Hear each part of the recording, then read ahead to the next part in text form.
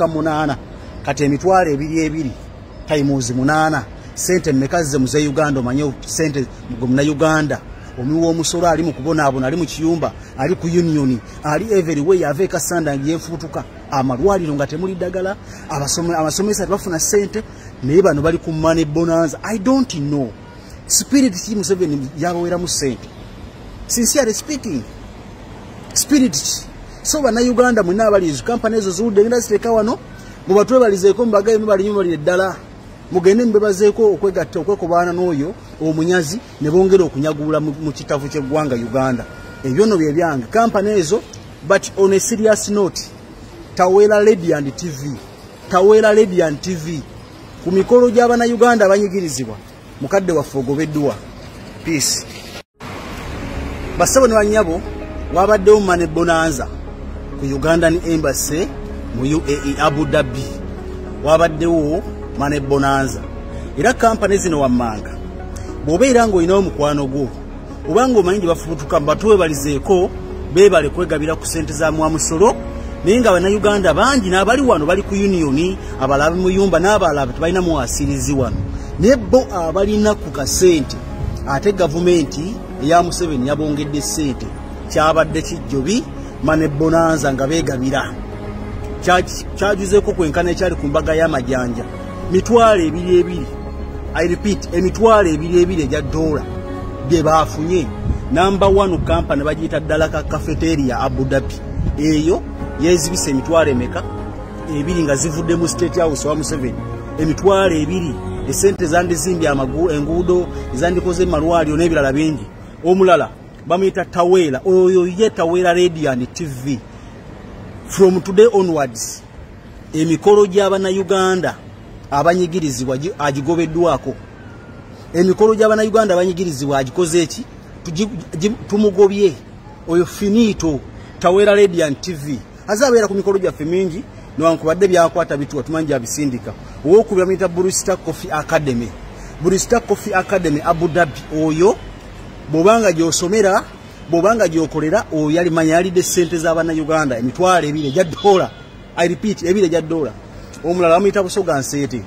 Basoga Nsete eyawukana ku Basoga community. Basoga Nsete ya Abu Dhabi. So eyezibise emitwalo emeka 2 obeerayo oyinza okusanga kati Basoga Nsete waliwo abava mu districts eziseetaaga obuyambi.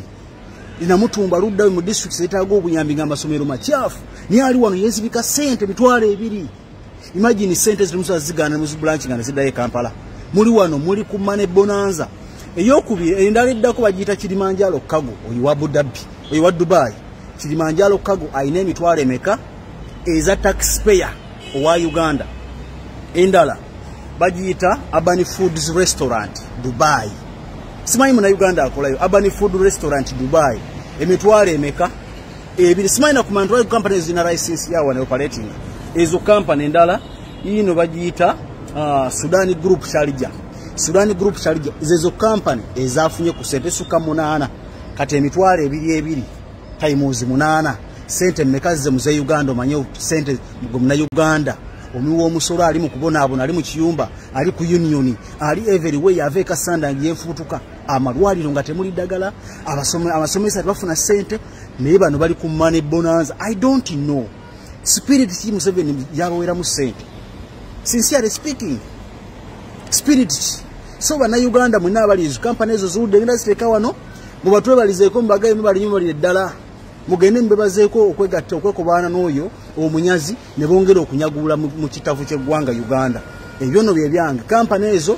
But on a serious note, Tawera Radiant TV, Tawera Radiant TV ku mikolo gy'abana Uganda abanyigirizibwa mukadde waffe ogobeddwa.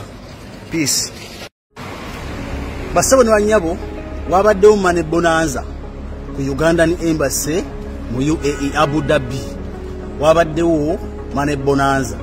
Era company zino wammanga bw'obeera ng'olina omukwano gwo obanga omanyi gye bafubutuka batuwe balizeeko beebale kwegabira ku ssente za mwamusolo naye nga bannayuganda bangi n'abali wano bali ku union abalala muyumba n'abalala tebalina muwasirizi wano naye bo abalina ku kasente ate gavumenti eya Museveni yabongedde ssente kyabadde kijjobi money bonanza nga beegabira kyajuzeko kwenkana ekyali ku mbaga y'amajanja mitwalo 22 I repeat emitwalo 22 egya dola bye baafunye. Number 1 company bagiyita Dalaka Cafeteria Abu Dhabi, eyo yezibise emitwalo emeka ebiri nga zivudde mu State House wa Museveni.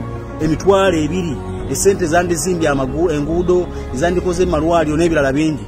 Omulala bamuyita Tawera, oyo ye Tawera Radiant TV. From today onwards emikolo gy'abana Uganda abanyigirizibwa agigobeddwako. Emikolo gy'abana Uganda abanyigirizibwa agikoze eki tumugobye. Oyo finito Tawera Radiant TV azabeera ku mikolo gyaffe mingi newankubadde byakwata bituwa tumanyi abisindika. Owokubira muyita Brewster Coffee Academy. Brewster Coffee Academy Abu Dhabi, oyo bobanga gyosomera bobanga gyokolera oyo yali manya yalidde sente z'abana Uganda emitwalo 2 egya dola. I repeat 2 egya dola. Omulala bamuyita Basoga Nsete. Basoga Nsete eyawukana ku Basoga community. Basoga Nsete ya Abu Dhabi. So eyezibise emitwalo emeka ebiri obeerayo oyinza okusanga kati Basoga Nsete waliwo abava mu districts eziseetaaga obuyambi. Inamutumba luddayo mu districts ezeetaaga obuyambi ng'amasomero makyafu naye ali wano yezibika sente emitwalo 2. Imagine sente zilimusa zigana mu branch nga ziddayo Kampala. Muli wano muli ku Money Bonanza. Eyokubiri endala eddako bagiyita Kilimanjaro Cargo, oyo wa Abu Dhabi, oyo wa Dubai. Kilimanjaro Cargo ayina emitwalo emeka eza taxpayer owa Uganda. Endala bagiyita Urban Foods Restaurant Dubai. Simanyi muna Uganda akolayo Urban Food Restaurant Dubai. Emitwalo emeka ebiri. Simanyi na kumantwali companies zina license yawo ne operating. Ezo company endala ino bagiyita Sudan Group Sharjah. Sudan Group Sharjah ezo company ezafunye ku sente suka 8 kati emitwalo 22 times 8 sente mmekaze mu Uganda omanye sente mugomna Uganda.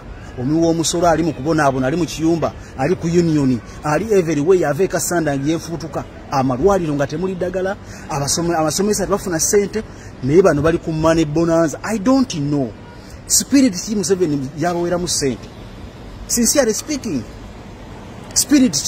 So bana Uganda mwina abalizo company ezo zude ngenda ziteka wano mubatwe balizeeko mbagaye mubalinyuma bali ddala mugende mbebazeeko okwegatta okwekobana n'oyo omunyazi ne bongera okunyagula mu kitavu ky'eggwanga Uganda. Ebyo no bye byange company ezo. But on a serious note, Tawera Radiant TV, Tawera Radiant TV ku mikolo gy'abana Uganda abanyigirizibwa mukadde waffe ogobeddwa. Peace.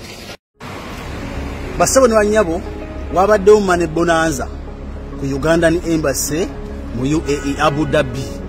Wabaddewo Money Bonanza.